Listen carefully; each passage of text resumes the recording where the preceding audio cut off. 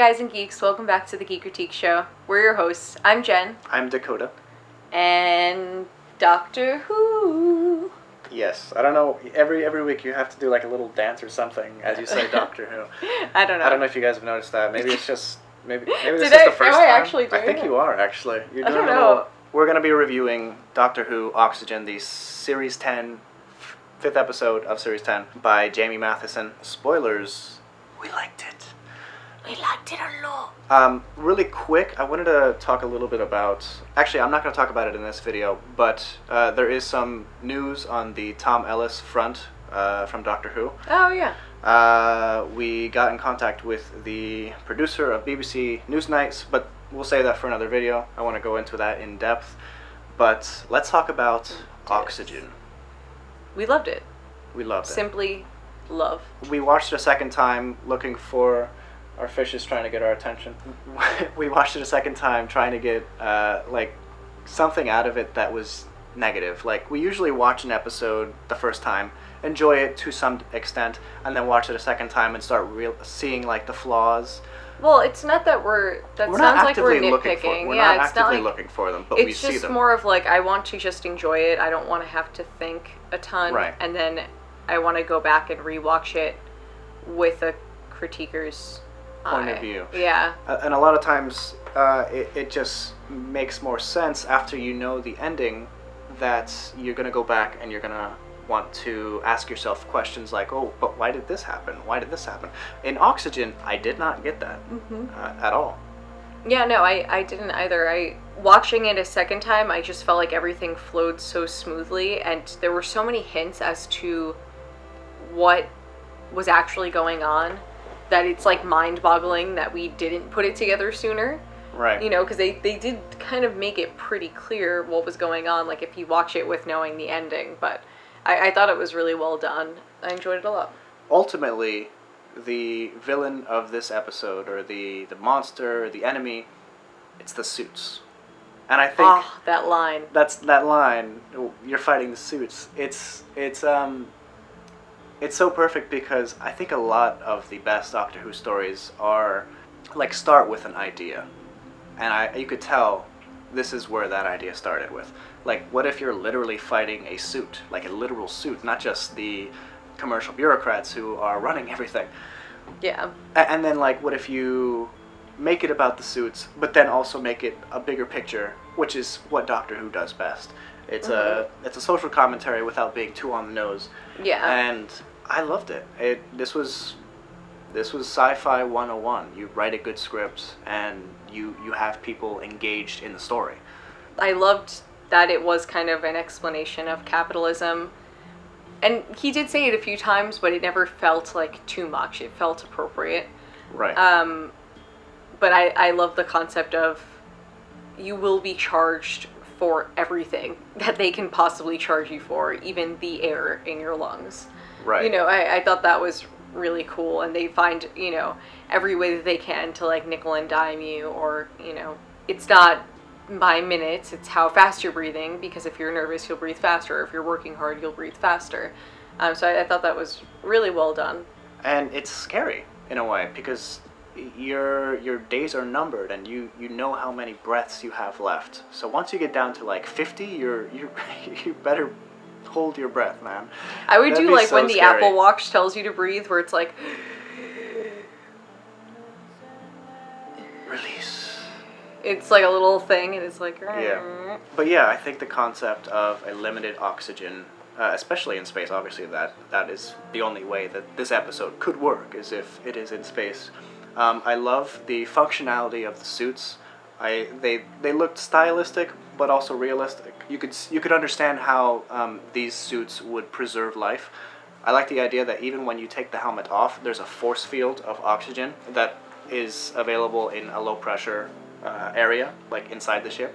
Oh man, there's so much I loved about this episode. It's pure sci-fi, and it's a space drama, and it's everything I like about Doctor Who. At the beginning of the episode, I'm like, okay, zombies in space, we've seen that before. But I just felt like this was done in such a fresh, new way that it wasn't actually zombies, it was the suits. It wasn't, they were literally just the organic, you know, life in them. Which I thought that was a cool spin on that more basic concept.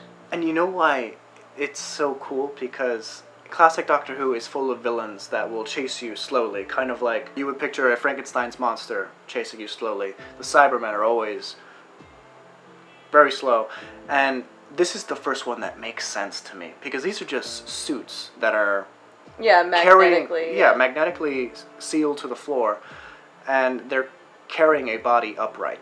It makes sense that they would walk slow, and they're using their nervous system to basically guide the system, which is it's brilliant writing, I think. Mm-hmm. Jamie Matheson, this isn't his first run. This isn't his first rodeo on Doctor Who. He's also written a few episodes. The Girl Who Died, which is the Viking episode with Maisie Williams. He wrote Flatline, which is one of the episodes with Rigsy. Yeah, he's written a few more, but one thing I really want to talk about with this episode is the interactions between Bill and the Doctor. The first time I watched this, I got emotionally invested when she was freaking out because she was about to be sucked into vacuum. Yeah. Without air, without a helmet, without any pressurized seal protecting her, and the fear on her face.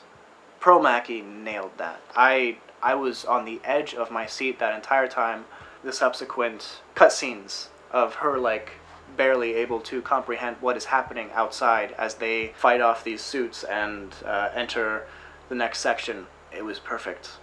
And then, of course, the Doctor somehow saving her and losing his eyesight because of it.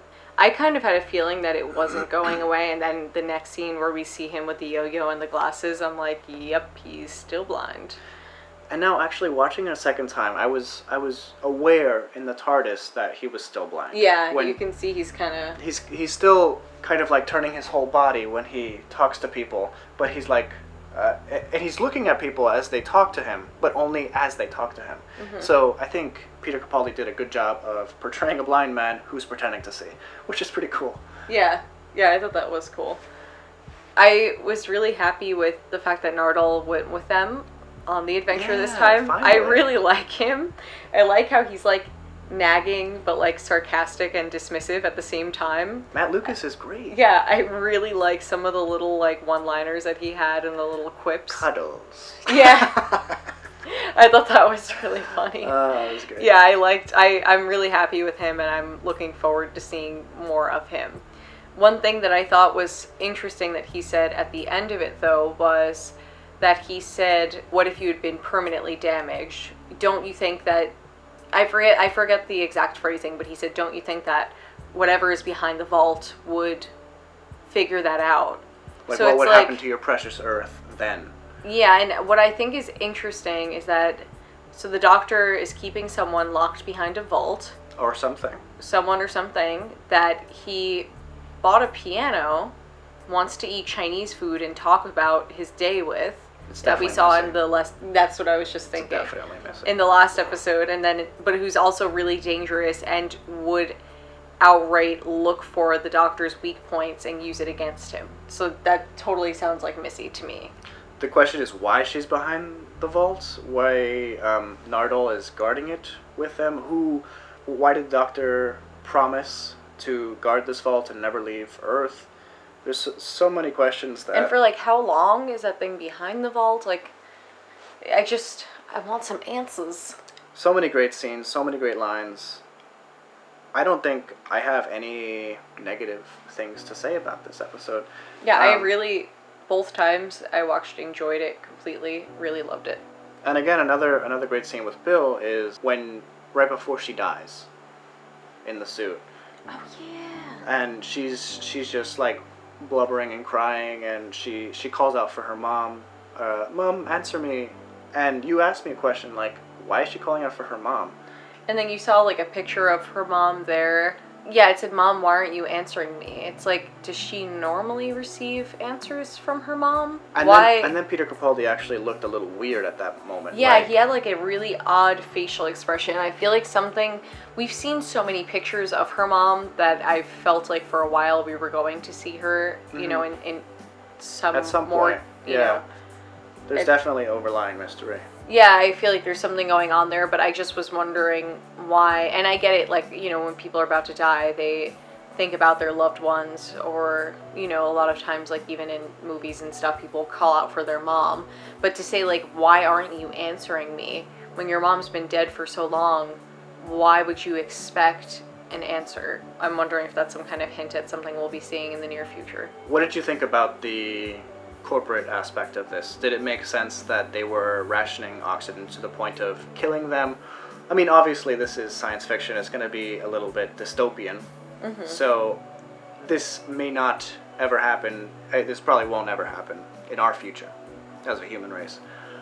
But you could see some corrupt businessmen thinking that their employees are so expendable that they might as well just die so that the machines can get the work done. You know? Yeah. You know, even in corporations today, we see them holding rates for things that people's lives are depending on at unreasonably high charges. You know, especially in, like, healthcare and stuff like that, which is a whole other issue that I don't feel like getting into. But I don't think, at the end of the day, a lot of corporations do not care if certain people live or die.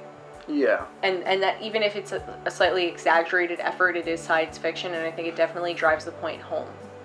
Totally. And that's what science fiction is best at, I think. When it has a message and it isn't afraid to show you the extreme. Yeah, because it just shows how little they value the peon's life beneath them. And I feel like that's actually fairly common in corporations. Not to that extent, but just like an overall lack of concern for the well-being of the lesser employees. You know what this reminds me of? It reminds me of a classic Doctor Who story. Like thematically. It's a Tom Baker story. It's called The Sunmakers. I wonder if I have it actually. Let me check. How did you get control of humanity? A normal business operation. The company was looking for property in this sector. Earth was running down, its people dying. We made a deal. Go. Yes, we moved them all to Mars. After our engineers had made that planet habitable for their species. And then tax the life out of them. I mean, to recover your capital costs. Quite so, quite so. Then, when the resources of Mars were exhausted in their turn, we created a new environment for them here on Pluto. Phew. What about the 4 intervening planets? No, they weren't considered viable by our engineers. So then you really put the screws on. I mean, the running costs must be very high. Yeah. Leela. Sunmakers. This is one of my favorite serials.